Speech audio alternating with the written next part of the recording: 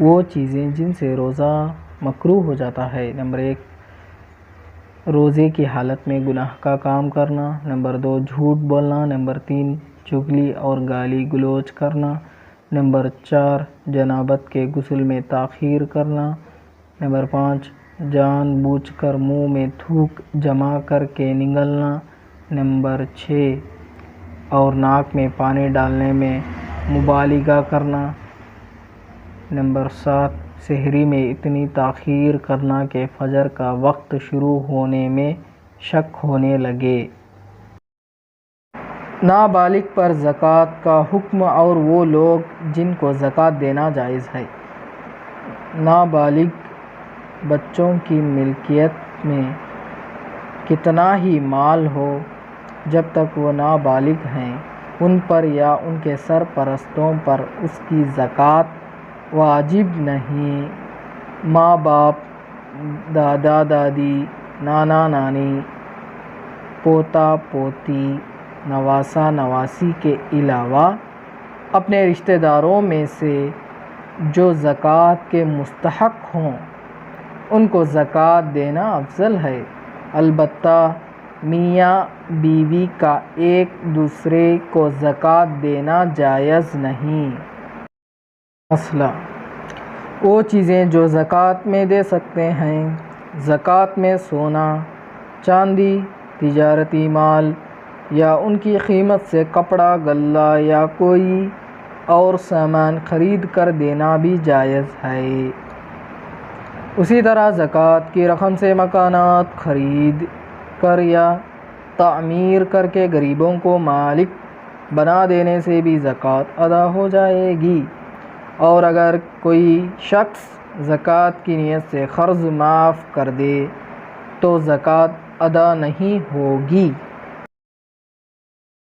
بھول کر کھا پی لینے یا سخت بھوک و پیاس یا بڑھاپے میں روزے کا حکم۔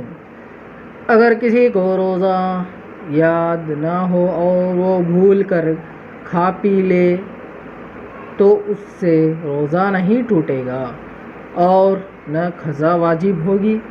اور اگر کسی کو روزے کی حالت میں ایسی سخت بھوک یا پیاس لگی جس سے مرنے کا ڈر ہو تو روزہ توڑنے کی اجازت ہے۔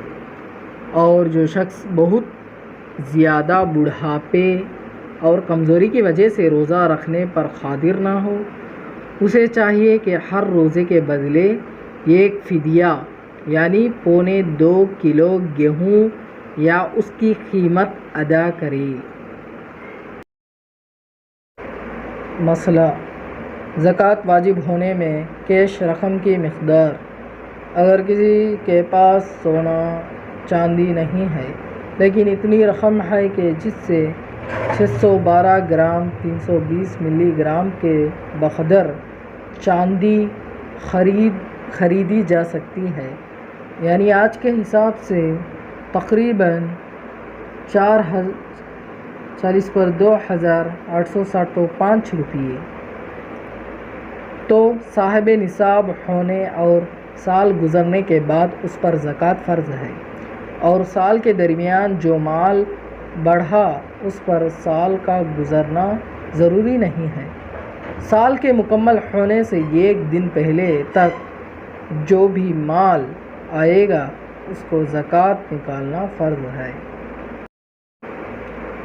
قضائے عمری کا وقت۔ قضائے عمری کی نمازیں مکروہ اوقات کے علاوہ کبھی بھی پڑھی جا سکتی ہیں۔ مکروہ اوقات 3 ہیں۔ نمبر 1 سورج نکلنے کے بعد سے 20 منٹ تک۔ نمبر 2 زوال کے وقت 10 منٹ۔ نمبر 3 سورج غروب ہونے سے پہلے 20 منٹ۔ دانتوں میں پھنسی چیز نگلنے سے روزے کا حکم۔ اگر روزے دار کے دانتوں میں چنے کی مقدار یا اس سے زائد کوئی چیز پھنسی ہو اور وہ اسے منہ سے باہر نکالے بغیر نگل لے تو روزہ ٹوٹ جائے گا اور قضا واجب ہوگی۔ اور اگر چنے کی مقدار سے کم کوئی چیز پھنسی ہوئی ہو ہو اور وہ اسے منہ سے باہر نکالے بغیر نگل لیں تو اس سے روزہ نہیں ٹوٹے گا۔ روزے کی حالت میں الٹی وومٹ کا حکم۔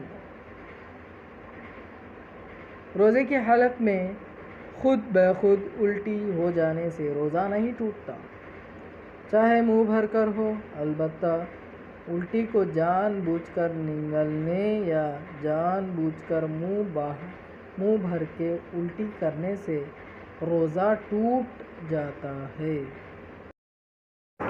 سنت اعتکاف۔